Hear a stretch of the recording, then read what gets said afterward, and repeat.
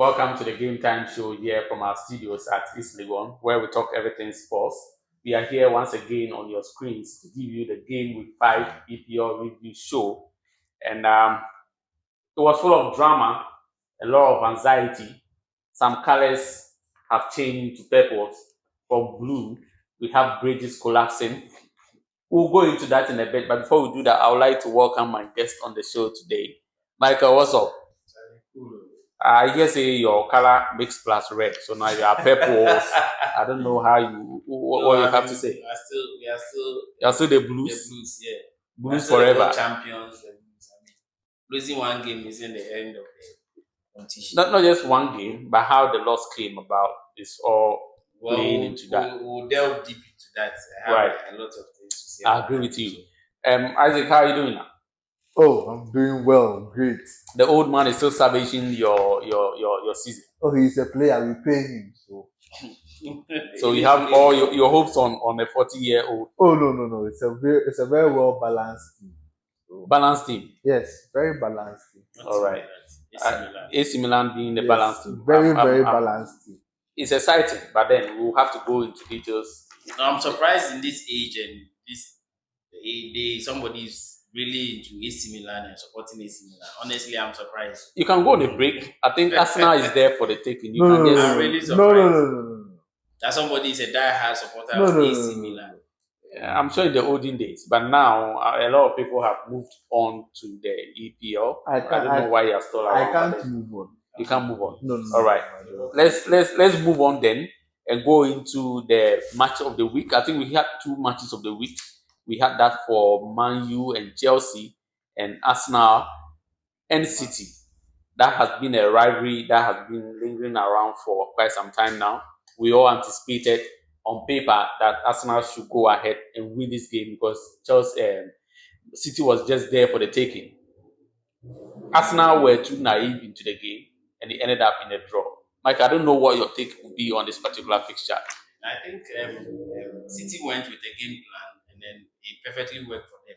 Score Arsenal and then make sure they don't concede. Pep that we know holds balls a lot. Yes, Pep City is not City anymore. The City we used to they used to dominate games and stuff like that. They struggle. Recently, they've been struggling. So getting the early goal against Arsenal and then sitting deep, I think it was a game plan, but unfortunately, it didn't work out, and then Arsenal equalized. Because if you watch, they could have held on onto the 1-0 lead, and then Arsenal would have lost the game. A lot of people have criticized Pep for being one-sided. He doesn't learn. Going into this particular fixture, do you think people will still have that same mentality about him? When you watch the match, it wasn't a very nice game. Arteta was also playing careful. I felt why bench Eze or Eze came from the bench. Yeah. So why bench him and then want to play? I don't know the kind of strategy they want to. So he played a midfield throw of Marino, Rice, and then Zubimendi. So you should use the wings more. You see, when you want to do midfield battle with City, sometimes you struggle. He didn't know what plan Pep was coming into the game with. Knowing very well Pep was. Eze is someone that you should trust and then give him the chance to on running the show because you don't have a creative player. Odegaard was injured. There. So at least Eze would have filling that space. Space and then we all saw how he contributed to that particular goal right from the midfield area, and that resulted in the goal. I was quite disappointed anyway. Isaac, I don't know what your assessment on this particular game. Do you think it met expectations regarding that kind of rivalry between these two clubs? I didn't expect an exciting game.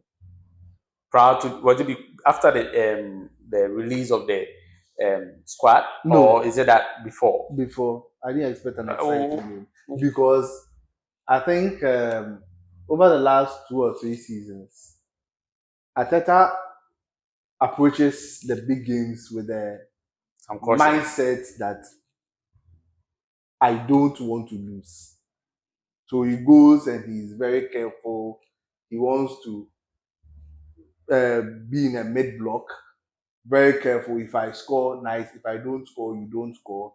We take 1 point and we go. So But last season that wasn't the approach to no, City. last season was, I think it was rather more of the exception than the norm.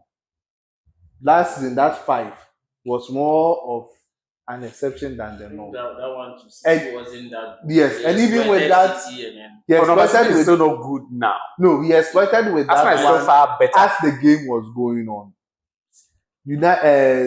Arsenal found moments.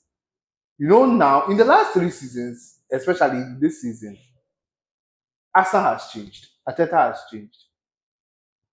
And I've said that Arsenal really hasn't played well this season. Of course, compared to yeah. last season. Yes, they haven't really played well. They have just found They are trying to. ways and means Yeah. of winning games. They haven't really played well. Could it be this because season. of the new additions? I don't know. I don't really. I think it's more about that shift where now it looks as if Ateta is really thinking about, oh, okay, last season I tried. Last season my defense was okay, but I expected him to go ultra attacking this season. It looks like it's still same thing, and that is what to shift to it, and that's what gave United that false hope that they had arrived. It's just because Arsenal didn't want the ball to push here. Of course. Yes, and Ateta was giving a dose of his own medicine. He didn't think Pep would come defensive. And so, however, I also hold the opinion that Pep threw the game away in the last 20-25 minutes.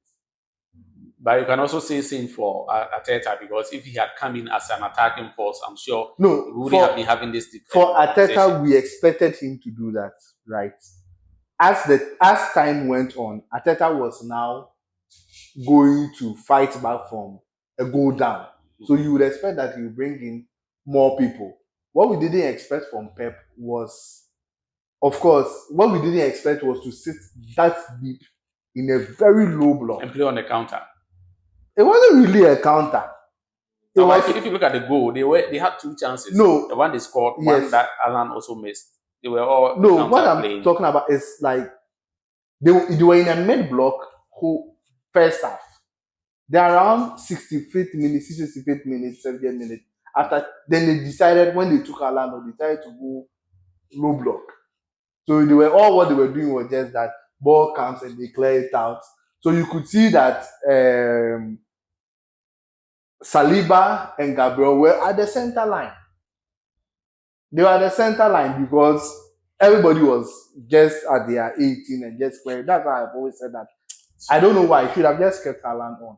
So it means that Pep, to some extent, have learned his lessons. He knows there are games that he has to play a low block. There are games that he has to open up. I think it makes sense. No, but Pep does changes. That's why I get angry with, how do I call it? Pep does changes. That's why I get angry with Amorim when he's saying the philosophy won't change.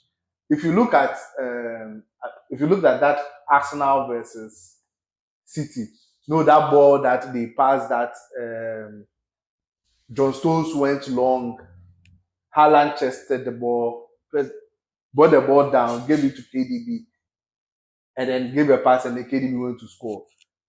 Pep is probably, will not say that he's changing to become ultra defensive, but to remain compact. He's learned over time that he doesn't have to bump all 90 minutes that we are just going to score. Of course. So very boring. It was a boring game. Yeah, boring game. All right. And I'm sure that the scoreline was also fair as well. And you mentioned Amorim. Let's go to Chelsea and United. That was another heavy fixture that we were all expectant of what the result would look like. Chelsea underwhelmingly performed against United, who were also up for the taking, because Amorim was also looking out for his first back-to-back win at home, but that actually materialized because of the red card for Chelsea. Along the way, Chelsea also United also happened to have had a red card. I was expecting the game to have been an evenly contested fixture. I don't know what happened for Chelsea. You still lost. What do you think was the issue? Is it as a result of coaching, as a result I of think- player I being think- too much overwhelmed about I the think fixture? with this loss, I mean, the red card changed the whole game. I mean, United came. Was it a red came card? in. It was a red card. Obvious, Alright. of course. It was a. I mean, it was the last man. The guy was going to score. Fouled him. It was a red card. Would they have done something different if we were in the post? Yeah, it We would was. have still fouled him, right? No. I will let him score. 4th minute, how would I want to foul you? And then, I mean, I will just stay in the post. And allow him to score. You will come forward, and then I will try and come because he was out of the post. So when the ball was headed back, He couldn't have. he was near Yeah. the guy. That's why. But if you were in your post, the guy would have gotten time to even control, and then you force, and then it will be save or score. The person scores 4 minutes. Game on. We just go. But that early, it was needless. It was needless. The tackle was needless. Honestly, I just allow him to score. I just think he was just slow. It was who? He was slow. He was slow. Slow in Sanchez coming out. was slow. Yes. If you watch the replay very well, it wasn't that he didn't really go that he was going to tackle. Tackle, no. The idea was to kick the ball, but he was But he missed the ball and then he was very lackadaisical. lackadaisical. No, he Yeah. was very lackadaisical. So all what Bemu had to do was just take the ball and then he got the man. That was all. So in your case, you think with the sack that Maresca also did after the red card I have a problem with everything that on the went day? on the day. The beginning of the match, you could see United had a game plan. Play, get a goal, and then see that was the game plan. They wanted to score early and sit back? Yes, I mean United would have done that. They are not good defensively, so I'll be surprised if that was the game plan. If they score you first, they would like dismantle your tactics that you came to the match. Of course, it changes you have to start to fight back to the game. So that was the plan. So the first minute, the ball. I mean, Chelsea were all over the place. Even before the red card, Chelsea were all over the place. They didn't know what was going on, and then United was just bombarding them, attacking them, and stuff like that. And the red card came. Cunha was even out of this game. See, it was a game plan United came with. They didn't need like their best players to play. And if you watch, United Chelsea is not about form. United can be playing. See, this thing, I can assure you that next week United will go to Brentford and go and lose. The same way Chelsea, when it comes to Chelsea United knows how to play Chelsea and win, even at their worst level. And this match, clearly, it was. I mean, Chelsea would have done better. You have a red card. My problem was, why do 2 changes? And you being the manager, you knew you were aware that Opama wasn't fit, wasn't 100%, and he said he wanted to play. No, but so when you have a situation like that, the one that is not 100% fit is the one you sacrifice for this. No, but Palmer was substituted. See, Palmer was supposed to be substituted when the red card came. Take Palmer out, bring a goalkeeper, play the ball. Let's see how the ball goes. Leave your attackers, Estevao, leave Pedro Neto, and then let's play the ball. Did Palmer play in a way that, if had it not been the press conference that Maresca mentioned he was half fit, would he have known? Looking at his style of play, wasn't that good. You will clearly see that the guy was, I said, Wabre, not injured, I said, Wabre. I think the past matches, if you watch Palmer, Enzo, you feel I said they are fatigued. Energy. Oh, really? Yes, they are getting their tired. energy is down. As on my bread, you've played so many matches and then stuff like that. So the fatigue, it's setting in now. But we are just almost 5 games into the season. How many games did they play last season? No, but you have a very large squad. Forget last squad. Enzo played almost all matches. Kopama played almost all matches. Club World Cup addition, they played a lot of matches. After that, they open like the new season. They have to go international break, come back and stuff like that. So they are playing a lot. So you could feel like Enzo as a break. So now fatigue is setting in your team. My issue is not even about that. My issue is you coach. Forget whether we know Kopama is not fit or not. If Kopama is not fit, the best thing you could have done was just substitute Kopama, bring in a keeper. Let's play the match. 10 against 11, don't panic. If you see 10 against 11, you will be hungrier to get results than 11-11 because you know you are a man short, so you'll be working extra hard. So why then take out all your attackers and then bring in defenders? And then you give United the free reign to just operate because there's no one attacking them. We are just all over the place, and then United are just playing. And look at the second goal. The ball is in the air, keeper. You have to attack. You have the advantage. No, if you look at the angle of the pass, where Bruno has no. The second goal, the first goal, okay. It was just it was defensive error. You should mark your man. If you are setting offside, set the offside. That one put there is a goal, perfect goal. But the second goal, the ball is in the air, keeper. You have the advantage because you are going in with your hands to catch the ball. They will have to wait or jump to head the ball. So whether you punch, he just hesitated. I say corner, I say yeah, sure. So yes, of course, you don't know whether your hands will reach the ball. If your hands is supposed to reach, because as a keeper you are going jump out on Sunday. No, but we can all know some keepers don't have the height. If me and you are even taller than me, and I'm using my hand. If we all jump together, I'll get, because I am going with my hand. You are going with your head. So I will definitely be higher than you. And the ball is also coming down. So on the day, Maresca got it all wrong. It was total mess. Maresca should learn. Your Club World Cup. What is Club World Cup? Oh, okay. What is Ancelotti doing me? Ancelotti won a Premier League and then FA Cup. Like we want results. Currently not past records that you have trophy, because you have trophy and then you'll be losing, and then because you have this trophy you have no. Chelsea don't play like that. I don't know. I think. Do you think? My other suggestion was the substitute. I don't know why he brought in George instead of Garnacho.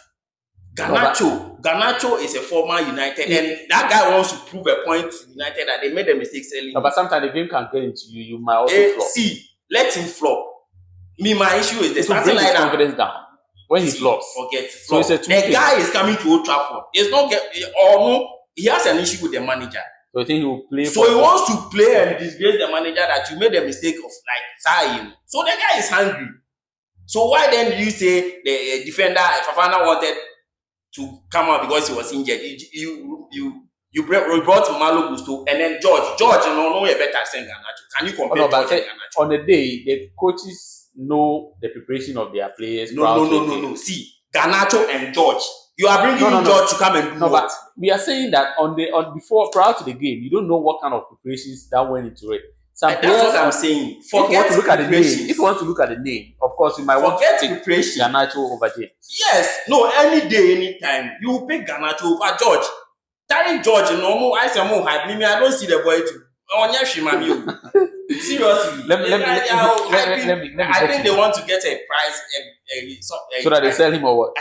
Because honestly, maybe who are they? George. He's like a squad player. Let me go to Isaac. Do you think it was based on tactics? I feel that what? Because they had a red card. United had a red card at the 45th minute. Okay, and they also had 45 minutes to be able to come back. So for 45 minutes with no attackers. So for me, I feel that the mind behind the subs, the idea behind the subs was for Chelsea. Yes, for Chelsea was very rational. You get it? Was very, very rational. The fact is that if you go down to 10 men, right, you decide on who to take off. Usually, most coaches will take their attackers out and leave maybe one person. Okay, so usually, so for them, let's say they had 4 attack-minded players on the pitch at that time. He made the judgment call that okay, fine. The only one out of the 4, it was only one person that could play as an arrowhead. That was João Pedro. So left him there. Now, the other thing, what makes me understand him is that you ask yourself a question. You are playing 10 against 11. Between Esteval and what's his name? Neto. And Neto. Those 2 guys on the flank are they willing to work hard off the ball? You need to go and come back. That is it. So if you just look at their attacking instinct that the attackers they can hit. If they go and they don't come, that one it will be a bloodbath. And that is what I think he was trying to prevent by taking the two of them off. And bring defensive minded. Hoping that at least how do I call it? Hoping that Palmer can do some creative bits with it. What he didn't, of course, he didn't envision that Palmer could have gotten injured. No, he was injured prior to the game. Yes, but he was half fit. Of course, there are people that come half fit and finish the game. What he didn't know was that Palmer would have pulled up just after. You get it? He made a substitution. Yes, just after he's made those two substitutions, because probably thought that those two guys may not be willing to add anything defensively. So then I'm certain that if he had kept Pedro and Esteval on the pitch, Palmer would have still stayed on. Palmer would have seen through the whole game. No, but if physically he have requested to come. No, if physically he can't. Now, no, but I'm sure because he saw this. No, now footballers are in a position where they know now that when you have an injury and you force and play on, you can aggravate the injury and it can move from maybe 2 weeks out to like months out. So when he can't. But this case, he still wanted to play. Had it not been the record, that's something that I'm sure. So what I'm saying is that before the match, yes, he can decide that I will play. You get it? It is during the match that you realize that he cannot. So the match was lost based on what? What? You think the match was lost based on what? I think it was just strictly based on some little poor coaching from Maresca. Yeah, Maresca, and then the players didn't turn up because even after the red card from how do I call it? Casemiro. They came into the game, but for some strange reason, they were still passing the ball among themselves. You get it? They're just passing the ball among themselves. And that is not the problem. I think now is that there are people that are getting tired and are losing form. From which side? From Chelsea. Chelsea's middle of the pack. And I remember I said this thing that after every World Cup qualifier, there will be issues. Oh no, but it's not the first time teams have to go and play World Cup. No, but what I'm saying is that it has been a very long season. We finished the season. Maybe you might want to attribute it to the Club World Cup.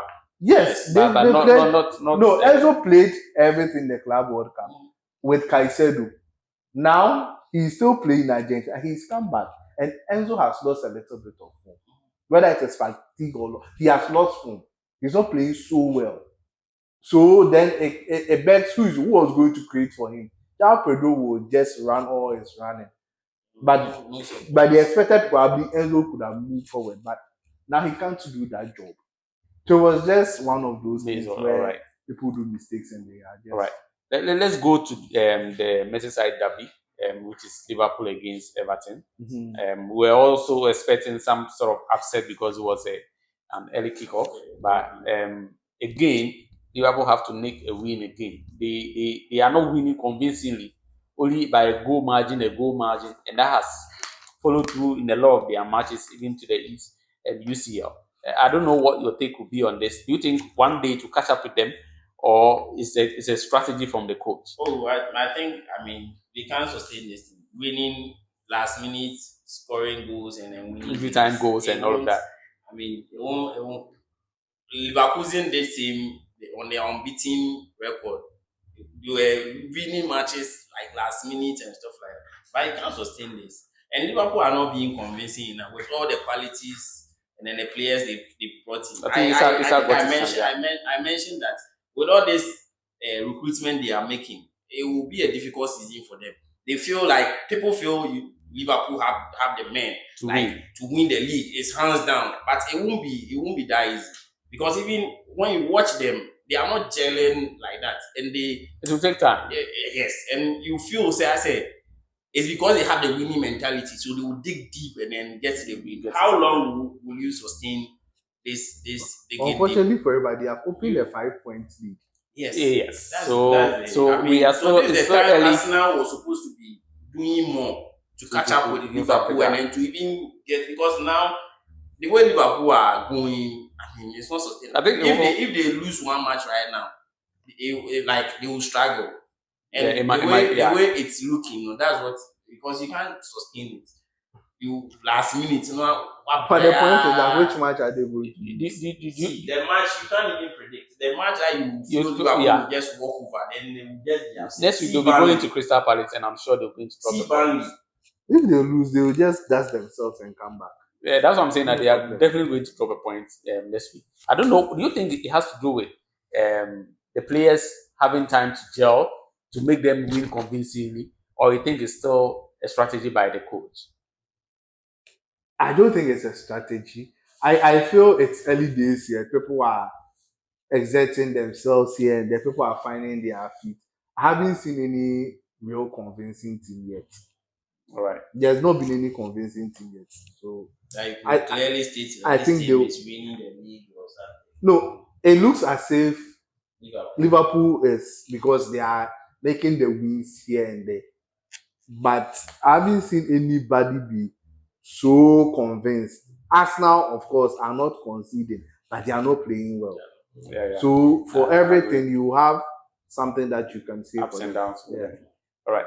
I don't know which other match that scoreline surprises you the most. I think I will be looking at Sunderland, Aston Villa. I don't know if you have anything to say. I don't know why Unai Emery seems to be struggling, even against Sunderland, 10 months. He just came to the league not quite long. But Aston Villa seems to be struggling. I think Aston Villa has an issue. This season. And they are even in the relegation zone. Yeah, they are not looking at a team that's played Champions League and go to the quarterfinal last. They are not looking like that at all. They are really struggling. And I think Unai Emery, whatever is disturbing him, he needs to sit up and get his result. Because it's not looking good at all. I don't know what's happening. Do you have any other match you want to touch on? A scoreline that surprised you? I think it's Leeds United win over Wolves. I think the alarm bells should be ringing over Wolves. And unfortunately, I think last week, they just announced that they had extended the contract of, I think, their coach or something. No, but that doesn't change anything. No, but I'm just saying that they are in a position where, I don't know, it's like they are giving a vote of confidence to the coach. But the coach hasn't done anything. No, but the scoreline should not surprise you that much, because Wolves this season they've not won any match. That's what I'm saying. Right. So anybody they are just, why do you then extend the contract? No, but I'm just saying they've not won any match. But it's also been quite difficult games for them. Maybe. No, but the Sunderland game, for instance. No, but what I'm saying is that the Leeds game. That's why I'm surprised, because Leeds should be at your level. At your level, you should. These are the things you should be picking up. All right. I don't think. Do you have any other match you want to touch on? All right. Then all too soon we'll have to come to the end of this review show, and I will advise everyone to ensure to subscribe. Let's engage the comment section and like this show as well. Let's go together. Until then, we'll come back on your way with a preview of the game week 6 in our next episode. Thank you very much, and have a good day.